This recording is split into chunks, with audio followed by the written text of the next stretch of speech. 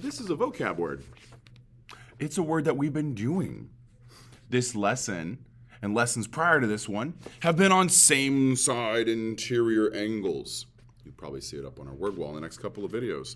I've got another one. This video is also brought to you by a former vocabulary word that you should now know, alternate interior angles. I mean, see how they're blue? They're on alternate sides of the transversal. That's what makes them alternate, and interior because they're between the parallel lines. So the point is, this vocab word and this vocab word are providing the funding for this video. Thank you for being here today. We're on page 325, and we're talking about the sum of the measures of the interior angles of a polygon, which means that you should probably have a note card for the interior angle or angles of a polygon. And I put a definition on the back. I said an interior angle of a polygon is formed by adjacent sides of the polygon, and it faces inside the polygon, and it's on page 325 of our book. And there's my lovely little like pentagon with 1, 2, 3, 4, 5 interior angles. What we're going to do in this lesson is figure out how to calculate how many degrees the angles of a polygon are. It's really 100% related to the second learning goal of our lesson. Derive a formula for the sums of the measures of interior angles of a polygon. Page 325. Let's get into it.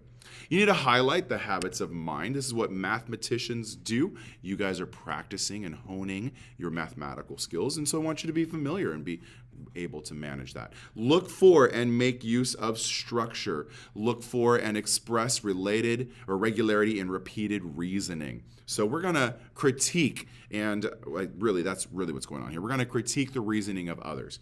You have proved a theorem about the interior angles of a triangle. What did the interior angles of a triangle add up to? Well, if you don't have that one created, perhaps it's a note card somewhere in your pile. Let's see if I can quickly flip to it. Not definition of alternate. It turns out the interior angles of a triangle add up to 180 degrees. And so that is what we're looking for from the triangle sum theorem, that we're going to use triangles to calculate the number, the sum of the degrees inside a polygon. Miss Lambert asked her class to determine the sum of the measures of a quadrilateral's interior angles. Let's start there.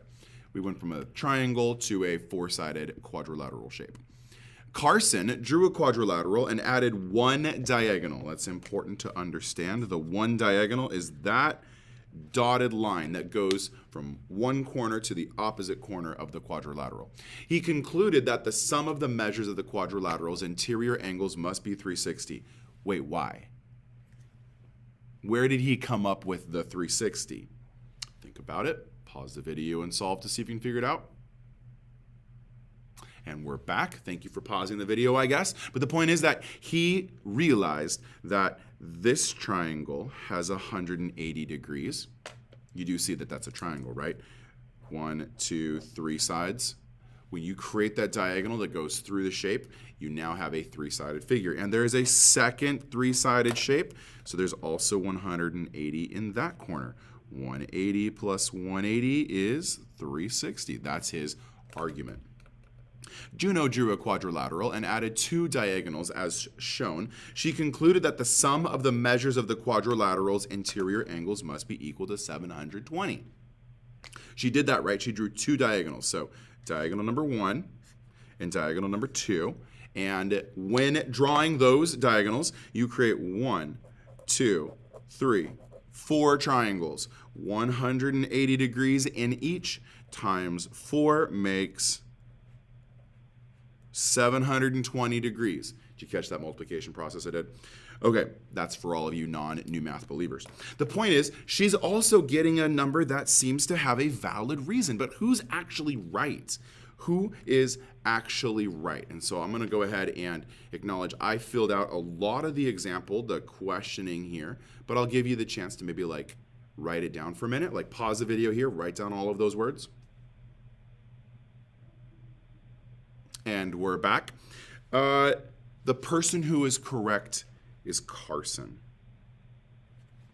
Because when they separated the quadrilateral into two triangles inside the quadrilateral, they didn't include or create new angles. Because Juno created two diagonals, those diagonals meet somewhere on the inside of this quadrilateral, inside the polygon. They're not actually on the vertices, the edges, or the sides of the polygon. So you're adding an extra 360 degrees, right? All of those triangles meeting at that point creates a 1, 2, 3, 4 angles. It forms a circle. There's an extra 360 degrees when you have two diagonals crossing, creating more. So because of that, those diagonals are not in the polygon. They're not on the actual inside interior angles of the polygon, so therefore they don't count, right? Interior angles have to be on the corners, and these are not. So that's where the 360 is. It's happening when the diagonals meet in the middle. Juno is wrong. Carson is right. Let's see if we can actually develop a formula then for the number of, or the sum of the interior angles of a polygon.